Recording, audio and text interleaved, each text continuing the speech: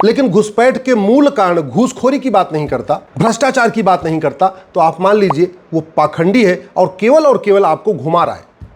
जिसे आप अपना नेता मानते हैं वो वास्तव में नेता है या पाखंडी है, इसकी जांच करना जरूरी है। उदाहरण के लिए, अगर कोई व्यक्ति घुसपैठ की बात करता है, रोहिंग्या बांग्लादेशी घुसपैठ की बात करता है, लेकिन घुसपैठ के मूल कारण घूसखोरी की बात नहीं करता, भ्रष्टाचार की बात नहीं करता, तो आप मान लीजिए वो पाखंडी है और केवल आपको घुमा रहा है। उदाहरण के लिए, ये देखिए मेरे हाथ में पेपर की कटिंग है। भारत में 800 जिले हैं, 800 जिलों में से एक जिला है रायबरेली, और रायबरेली में लगभग 20,000 फर्जी जन्म प्रमाण पत्र बन गए, बर्थ सर्टिफिकेट बन गए। इस 20,000 में से 15,000 हिंदू नामों से बने हैं और वो वहां रहते ही नहीं है। 20,000 में से 15,000 रोहिंग्या बांग्लादेशी घुसपैठियों ने हिंदू नाम से अपना डॉक्यूमेंट बनवा लिया। कैसे बनवाया?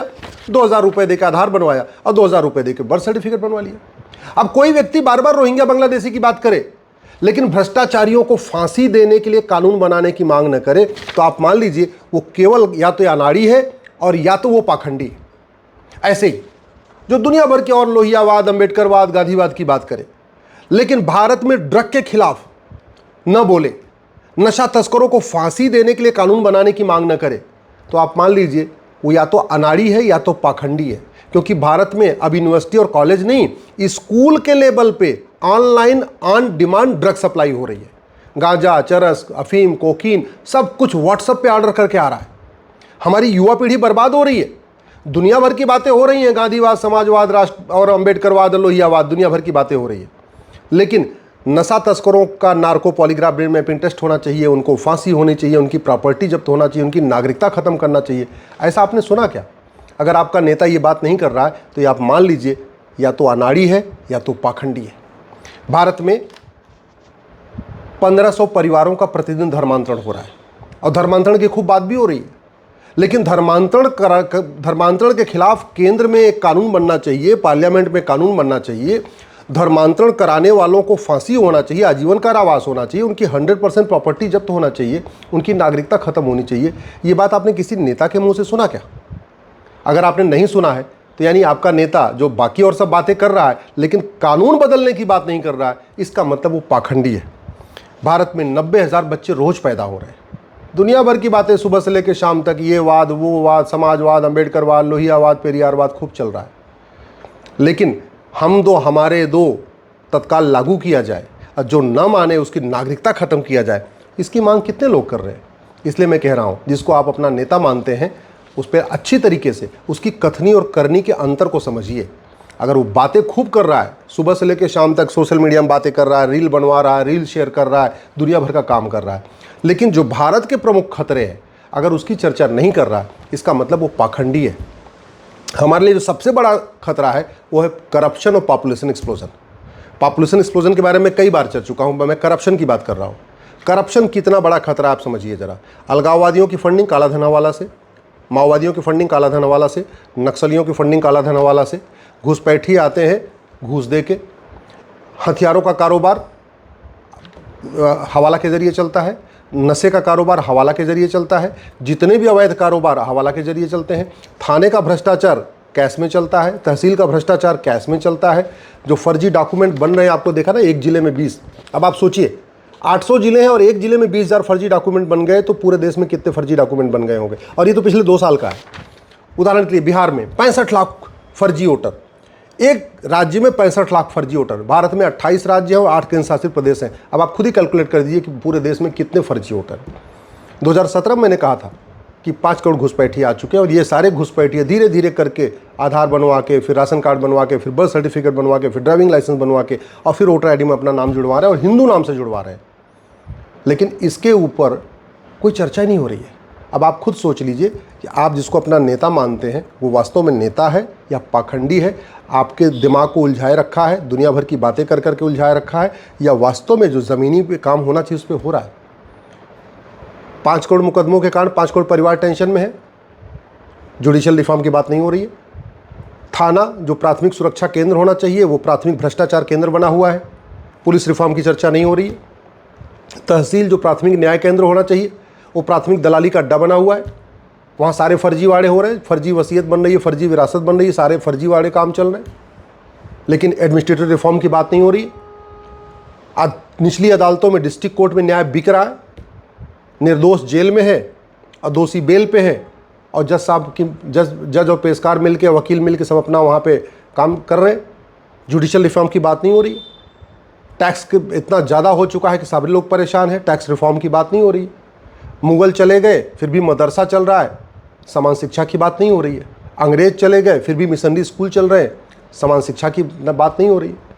गुलामी के नाम चल रहे हैं, उस पर चर्चा नहीं हो रही। गुलामी के निशान चल रहे हैं, उस पर चर्चा नहीं हो रही। गुलामी की कुरीतियाँ चल रही हैं, उसके ऊपर चर्चा नहीं हो रही है। गुलामी की कुप्रथाएँ चल रही हैं, उसके ऊपर चर्चा नहीं हो रही है। गुलामी की पुलिस व्यवस्था चल रही है, उसके ऊपर चर्चा नहीं हो रही। गुलामी की न्यायिक व्यवस्था चल रही है, उसके ऊपर चर्चा नहीं हो रही है। गुलामी की प्रशासनिक व्यवस्था चल रही है, उसके ऊपर चर्चा नहीं हो रही है। बस हो क्या रहा है? लोहियावाद, गांधीवाद, अम्बेडकरवाद, फलानेवाद फलानेवाद फलानेवाद।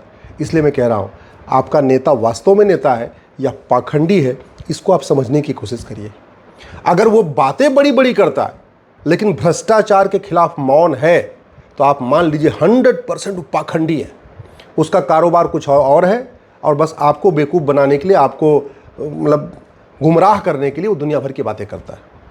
अगर वो नशे के खिलाफ नहीं बोल रहा है, तो आप मान लीजिए कि ड्रग स्मगलर कहीं ना कहीं उसको भी कुछ माल पानी दे रहे हैं। अगर वो कोचिंग कारोबार के खिलाफ नहीं बोल रहा है, तो यानी कोचिंग माफिया उसको भी थोड़ा बहुत माल पानी दे रहे हैं। अगर वो हॉस्पिटल माफियाओं के खिलाफ नहीं बोल रहा है, इतनी जो हॉस्पिटल में लूट चल रही है, इसका मतलब कहीं ना कहीं उसको भी कुछ माल पानी आ रहा है। इसलिए आप बातों पे मत जाइए, कथनी पे नहीं, करनी देखिए कि हमारा नेता जो बातें बड़ी लच्छेदार करता है, ये कर क्या रहा है। ये संसद विधानसभा में कौन से सवाल उठाता है? ये संसद विधानसभा में किन किन कानूनों को बदलने की बात करता है? ये संसद विधानसभा में कितने सिस्टम को बदलने की बात करता है? ये संसद विधानसभा में किस रिफॉर्म की बात करता है?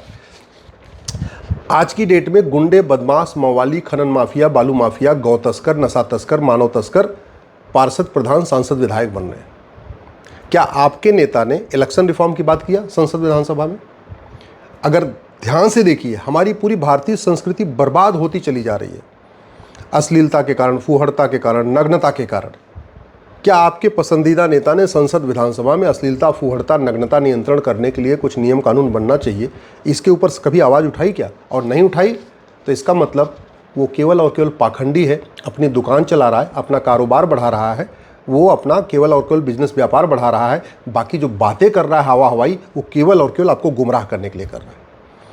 अगर भारत की यंग जनरेशन नशे में डूब रही है, लाखों माँ बाप बर्बादी की तरफ जा रहे हैं, लाखों परिवार बर्बाद हो चुके हैं, और फिर भी आपका नेता नशे के खिलाफ आवाज़ नहीं उठा रहा है, कठोर कानून बनाने की मांग नहीं कर रहा। सिंगापुर जैसा कानून जिसमें ड्रग नशा तस्करों को फांसी दी जाती, वैसा कानून भारत में लागू करने की मांग नहीं कर रहा है। इसका मतलब आपका नेता या तो अनाड़ी है या तो पाखंडी है। अनाड़ी होने के चांस कम है, वो पाखंडी है। वो आपको गुमराह कर रहा है, बाकी अपना कारोबार बढ़ा रहा है, अपने पेट्रोल पंप खोल रहा है, अपने फार्म हाउस बना रहा है, अपना जो दलाली कमीशन चल रहा है वो कर रहा है।